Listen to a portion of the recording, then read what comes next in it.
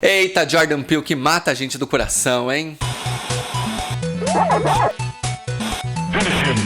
E aí pessoal, tudo bem? Eu sou o Rodrigo, esse é o Canal Zero e hoje a gente vai falar sobre Nós, o segundo filme do Jordan Peele que fez uma belíssima transição aí da comédia pra TV pro cinema de terror. E que teve como primeiro filme o Corra, que tem review aqui no canal, pra quem quiser conferir, tá aqui no card. E assim como o anterior, aqui a gente tem algumas metáforas, mas dessa vez a gente entra em outro nível. Nós é muito mais profundo, tem muito mais metáfora, muito mais críticas, mas ele não deixa as pessoas que estão procurando só entretenimento boiando. Definitivamente Nós é um filme pra gente assistir pelo menos 2 vezes. E eu recomendo fortemente que você esteja com a cabeça bem descansada e bem fresca pra você conseguir absorver o máximo de coisas possível, porque tem muita coisa. Eu assisti num dia bem cansado, na quinta-feira, e provavelmente eu devo ter deixado passar muita coisa. É um filme que eu quero rever e possivelmente também a minha opinião deve mudar numa segunda assistida. De qualquer forma, como sempre, eu dei uma pesquisada lá na gringa pra entender melhor como é que as pessoas lá fora estão vendo esse filme, uma vez que eles são o público-alvo principal. A minha ideia antes de começar os spoilers é trazer algumas curiosidades e algumas informações que eu garimpei pra vocês, pra que a gente consiga entender melhor o universo desse filme, combinado? Mas antes da gente começar, se você ainda não é inscrito, se inscreve no canal para não perder nada do que vem por aí. Se no final do vídeo você gostar, deixa o seu like e comenta aí. Você já foi ver Nós? Você gostou? Você entendeu as metáforas? Você curtiu? Qual foi sua interpretação? O que você conseguiu tirar aí de legal desse filme? Me conta tudo aí nos comentários e vamos papear, beleza? Começando pelas minhas expectativas, eu tava com hype lá em cima nesse filme. E aí por isso eu decidi fazer um esforço extra aí, mesmo muito cansado na quinta-feira, para assistir e conferir isso em primeira mão. De fato, Nós é um filme muito bom, mas o final e as possibilidades que ele abriu, elas não me agradaram muito. Eu acho que poderia ter sido um filme um pouco menor. E com relação às metáforas, é o que eu disse, vai com a cabeça fresca, porque você tem muita coisa pra pescar. De qualquer forma, Nós é um filme muito bom pra se assistir, seja pela direção do Jordan Peele, que tá muito legal, seja pelas atuações, especialmente aí da Lupita, que tá maravilhosa, e da filha, que faz a Zora, que tá incrível, a menina muito boa, eu espero muito, realmente que ela tenha outras oportunidades de mostrar mais talento. Uma coisa que você pode esperar aqui, assim como Corra, são pitadas de comédia. E diferente de Corra, aqui ela faz mais sentido, porque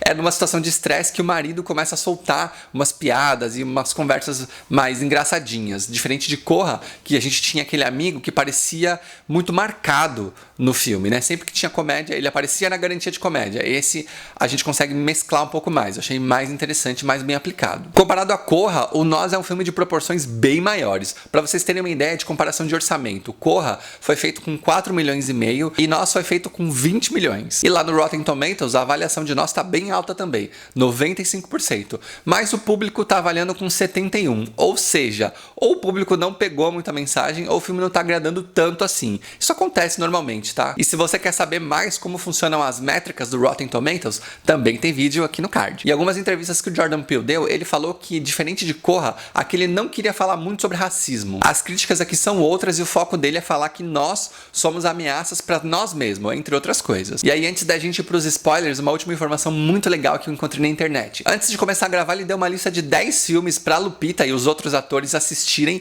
pra construir a atmosfera que ele esperava dentro de Nós. Então pega papel e caneta e anota as referências. Sexto Sentido, O Iluminado, Os Pássaros, Violência Gratuita, Corrente do Mal, Voltar a Morrer, Babadook, Mártires, Deixa Ela Entrar e Medo. Esses dois últimos, inclusive, são ótimos filmes fora de Hollywood que vocês precisam assistir, pelo menos as versões originais, que são muito superiores. Tá bom pra começar, né? Muita referência legal e 10 opções incríveis de terror pra você conferir depois de assistir Nós. Bom, chega de enrolar agora, vamos pra história? O filme começa dando pra gente alguns dados sobre túneis. Fala sobre subaproveitamento, sobre essa malha de túneis nos Estados Unidos, e essa função indefinida que ninguém sabe exatamente ao certo para que serve os túneis que estão abandonados. E essa informação só vai fazer sentido pra gente no final do filme, então segura ela aí. Na sequência, a gente tá numa praia à noite acompanhando uma família que tá comemorando o aniversário da filha, que é a Adelaide, e eles estão nesses parques que são montados na areia da praia, sabe? E aí, num dado momento, a mãe decide ir ao banheiro e deixa a filha aos cuidados do pai, que tá lá se divertindo numa maquininha. E aí, num descuido do pai, ela se afasta dele e acaba encontrando lá na areia, lá embaixo,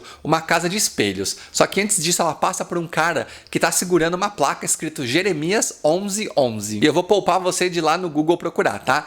O Jeremias 11:11 é uma passagem da Bíblia que diz exatamente o seguinte: portanto, assim diz o Senhor, eis que trarei o mal sobre eles, de que não poderão escapar, e clamarão a mim, mas eu não os ouvirei. Alguém aí sentiu um cheirinho de final trágico? Pois é. Bom, na porta da Casa dos Espelhos, antes dela entrar, ela deixa cair no chão a maçã do amor dela, o que pode indicar aí numa metáfora que foi a última vez que ela teve contato com a doçura, com o doce. Começa a chuva, ela entra na casa, mas depois não consegue sair por conta dos vários reflexos dos espelhos. E aí, andando dentro, enquanto procura a saída, ela encontra o reflexo dela, só que de costas pra ela. E aí, de repente, ela regala o olho numa cena linda de se ver. E aí, corta. Essa cena ela é muito importante porque ela explica no final. Ela vai voltar a aparecer e vai explicar tudo o que aconteceu ao longo do filme, tá? Ela é encontrada pelos pais e a partir daí ela fica muito tempo sem conseguir falar. A menina fica muda e os pais acham que ela teve um estresse pós-traumático, que só vai ser curado aparentemente depois de bastante terapia e muita atividade. Nessa primeira parte rola também uma cena onde a gente vê vários coelhos dentro de gaiolas numa sala. O zoom vai abrindo e a gente tem muito coelho preso. A gente não sabe exatamente qual é a ligação. E aí no fundo a gente escuta uma musiquinha no melhor estilo coral, com voz de criança, bem a profecia, lembra? Depois de tudo isso a gente tem um salto lá de 1986 para 2018, né, para os dias atuais. E a gente vê uma família, o marido, a esposa e os 2 filhos indo de carro para uma casa de praia. A mulher adulta é a Lupita e a Adelaide, né, a personagem que era menina na cena anterior. A Lupita, aliás, tá uma gracinha nesse filme, né? Ela é muito fofinha, né? Eles chegam em casa, desempacotam e o marido sugere que eles façam um passeio numa praia. Ela pergunta que praia, ele diz Santa Cruz, que é a praia onde ela sofreu aquele trauma lá no começo. Ela fica muito resistente, mas acaba cedendo depois que ele faz uma chantagem. Poxa, nosso filho queria tanto, tal. E ela fala, beleza, mas a gente vai voltar antes do anoitecer. Na praia eles encontram um casal de amigos e a mulher é a mulher do The Handmaid's Tale, a protagonista, e tem um marido babacão lá. Esse casal, eles têm gêmeas que falam em jogral, sabe? Isso é mais aterrorizante que qualquer outra cena de terror. Conversa vai, conversa vem, várias coincidências começam a acontecer ali na praia. Logo quando eles chegam, a Adelaide vê aquele cara do começo que estava segurando a placa Jeremias morto. Ele tá muito mais velho e ele é levado para dentro de uma ambulância. Ela já fica impressionada. Depois, durante a conversa, alguém joga um disco, né, de frisbee em cima da toalha dela, onde ela tá sentada. E aí o disco fica exatamente em cima de uma bola da estampa. Enfim, isso deixa ela bastante incomodada. O filho se afasta do grupo e quando a gente dá conta, ele tá caminhando na direção da mesma casa de espelhos onde a menina se perdeu lá no começo. Só que agora ela tá meio repaginada, a fachada. E aí quando ele tá chegando bem perto, ele vê um cara de sobretudo de costas, com os braços esticados e olhando pra frente. E aí do dedo dele cai uma gotinha de sangue. Nessa altura a mãe já tá desesperada, procurando o moleque pela praia inteira e ela encontra ele e dá uma bronca. Diz que ele não tem que se separar dela. A família volta pra casa e à noite, na hora de colocar os filhos pra dormir, ela garante que a menina tá deitada, ela é meio adolescente, e ela vai falar com o filho. O filho diz, olha mãe, que coincidência. E ela olha pro relógio e tá marcando 11:11. O que é 11:11? Jeremias. E aí ela vai até a cômoda do quarto, pega um desenho e ela vê um desenho do menino olhando de costas, olhando pro cara de sobretudo. Ela fala, de onde você tirou isso? Ele fala, não sei. E aí quando ela vai fechar a janela do quarto dele pra dormir, ela vê 4 pessoas em pé na porta de casa. E ela vai lá falar com o marido. Essa galera tá vestida de vermelho, mas a gente não consegue ver ainda os rostos. O marido sai de casa e quando ele vai pedir pros caras saírem da propriedade deles, ele vê que são eles mesmos. Ele volta pra dentro de casa, meio em pânico, pega um taco de beisebol e volta pra lá e fala, galera, se vocês não saírem daí, vão sair por mal. E aí de repente os 4 se dispersam, cada um pra um lado. E o cara, né, o duplo dele, vem andando na direção dele. Ele corre pra dentro de casa, tenta fechar a porta, só que ele mesmo, né, o vermelho dele, segura a porta e toma o taco de beisebol dele. É um baita do bundão esse marido, mas ele é muito bom. Os duplos entram na casa, conseguem juntar a família inteira na sala e a Adelaide fica de frente pra ela mesma. Ela é a única duplo que fala nesse filme. Presta bem atenção quando você for assistir. Ela fala com bastante dificuldade. Ela diz que ela cansou de ser sombra, cansou de sofrer as coisas enquanto ela vivia na luz. E ela diz também que conseguia ver todos os prazeres e todas as realizações dela enquanto ela era condenada a comer coelhos crus. Ela fala inclusive sobre o casamento com o duplo do marido, os 2 filhos duplos que ela teve e o segundo, como foi de cesárea, ela teve que fazer sozinha e que agora ela veio pra tomar o lugar dela ela na luz. Ela dá uma algema pra Adelaide e manda ela se prender numa mesinha de centro. E esse ponto da Adelaide vermelha, ser a única pessoa que fala, é muito interessante, né? Pode ser usado como uma metáfora de galera estrangeira, de imigrantes, porque todos não falam inglês. Guarda bem todas essas sinalizações de metáfora que eu tô falando, porque lá já do começo você já consegue montar algumas coisas e supor. E esse discurso dela também tá bem interessante, né? Viver nas sombras, mas não falar inglês é muito imigrante mesmo. São as pessoas marginalizadas, que vivem à sombra, que vivem escondidas, enquanto outras têm vidas boas. Até aí tá tudo muito bom, né? Cada duplo pega o seu respectivo original aí pra dar um fim. O menino duplo fica mexendo lá com fogo junto com o menino dele, né? Com a versão positiva dele. A dupla da Zora faz a menina correr na frente dela pra poder persegui-la. E o marido duplo coloca o marido original dentro de um saco, joga no barco e leva ele pro meio de um lago, de um rio. O cara vai lá, rasga um buraquinho, põe o olho pra fora. Os dois acabam entrando em combate físico e o pai consegue matar o duplo dele graças a uma cabeçada proposital que ele deu no motor, enquanto o outro estava com a metade do corpo embaixo da água. Esse barco ele apresenta vários defeitos ao longo do filme e a outra piadinha que é bem recorrente aqui. Ainda dentro do barco, o marido consegue reunir a família que conseguiu fugir dos seus duplos e eles navegam em direção à casa dos vizinhos que moram perto ali. O problema é que os amigos também descobrem da pior forma possível que eles têm o duplo e os duplos dos amigos deles acabam matando eles. E aí, pra quem gosta de humor negro, tem uma cena ótima que é a morte da amiga da Adelaide. Ela toma uma tesourada, cai e se arrasta. E aí ela tenta chamar a polícia, ela fala call the police para esses assistentes de casa, tipo o Google Home ou Alexa, sabe? E aí o assistente da casa entende fuck the police e começa a tocar lá um rap e tal. Esse filme tem muita coisa interessante, muita mensagem também passada pela trilha sonora, presta bastante atenção. Mas esse não é o foco do vídeo, vamos voltar. A Adelaide com a família chega na casa dos vizinhos e ela nota que tem alguma coisa bem errada. O casal e as gêmeas estão mortos e os duplos estão lá, mas eles acabam não sendo páreo para essa família que está bem disposta a sobreviver. Eles conseguem matar os quatro com alguma dificuldade, mas rola bem.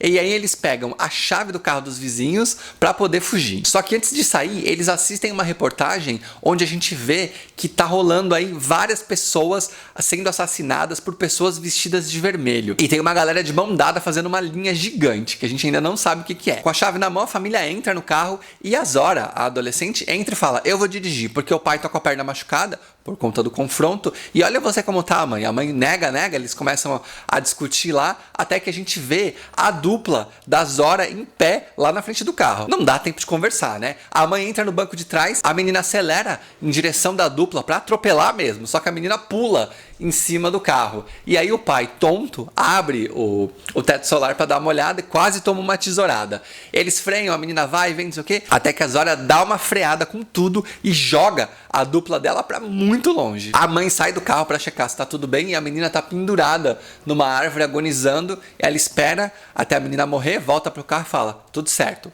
Partiu. Eles dirigem até a casa deles pra pegar o próprio carro que eles não conseguiram lá atrás, porque eles saíram meio fugidos, né? E a ideia deles é fugir pro México. O problema é que a gente tem o duplo do filho dela parado na frente do carro que tá pegando fogo. Ela desce pra tentar resolver a situação. O filho dela, original, né? Sai do carro também e ele começa a fazer alguns movimentos. Primeiro ele abre o braço e aí o duplo dele abre o braço também. E aí o menino saca como é que ele vai derrotar o duplo. Ele começa a andar pra trás, o duplo dele anda pra trás também, até que ele entra no fogo e começa a pegar fogo e morre. Só que quando o menino foi pra trás, ele é pego pela duplo da Adelaide, que leva ele embora. E aí a família fica desesperada e vai atrás. Essa perseguição acaba levando a Adelaide de volta lá pra casa dos espelhos. Ela entra, mas já entra meio hardcore. A corujinha que aparece no começo, ela já dá uma paulada e ela não tá muito disposta não, viu? Até que ela chega exatamente aonde ela teve aquele trauma na infância. E ela descobre uma porta. Começa a descer, descer, descer, descer, descer. E aí faz sentido agora aqueles túneis que foram mencionados no começo.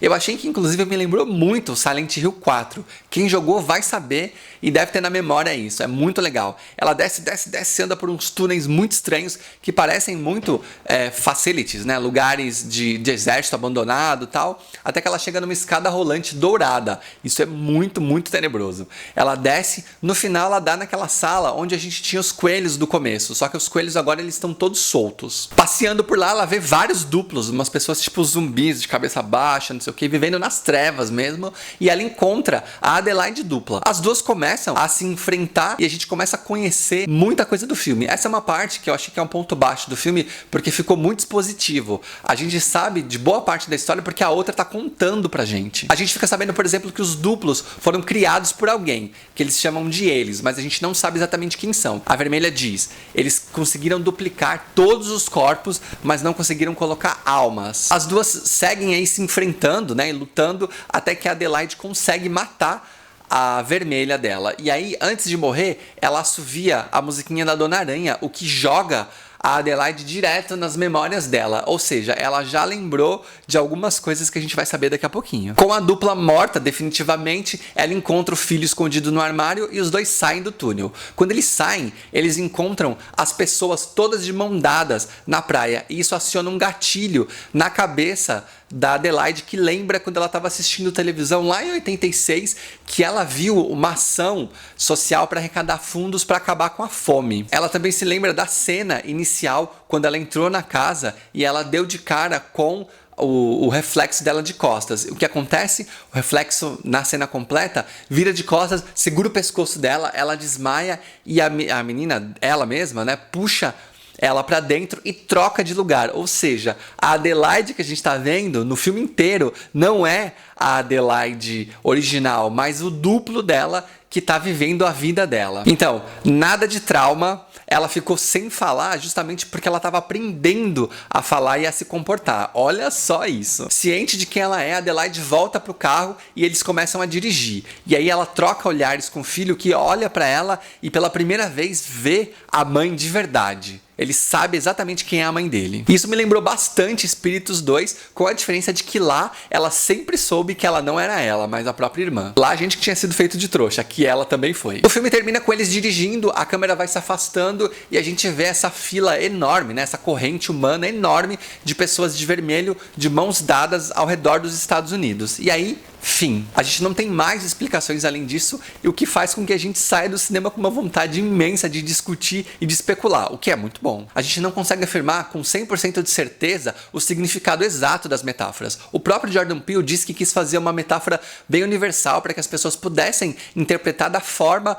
como elas tivessem as experiências de vidas delas. Então a gente pode levar essa metáfora, por exemplo, para classe social, para raça, para criticar capitalismo e mais mil coisas. Você assiste e você decide para onde você quer levar. Outra coisa muito interessante, que essa sim é universal, é que eles passam a ideia que os duplos são os outros, mas na verdade somos nós mesmos. E olha só o que nós estamos fazendo com nós mesmos. Isso é muito forte, e só de eu escrever o roteiro desse vídeo, eu já comecei a mudar um pouco a minha opinião sobre o filme com relação a quando eu saí do cinema. Muito legal, né? Resumindo, Nós é um filme muito inteligente, que vai gerar aí bastante discussão, e eu quero muito ter com vocês. Então, chega de eu falar, agora eu quero ouvir de vocês. Vocês já foram ver Nós? Vocês curtiram? O que vocês acharam das metáforas? Vocês concordam com as coisas que eu trouxe aqui? Me conta tudo aí nos comentários que eu quero saber, tá? E se você ainda não é inscrito aqui no canal, já se inscreve e não perde nada do que vem por aí. Então é isso, agora eu fico por aqui, a gente se vê no próximo vídeo e até já!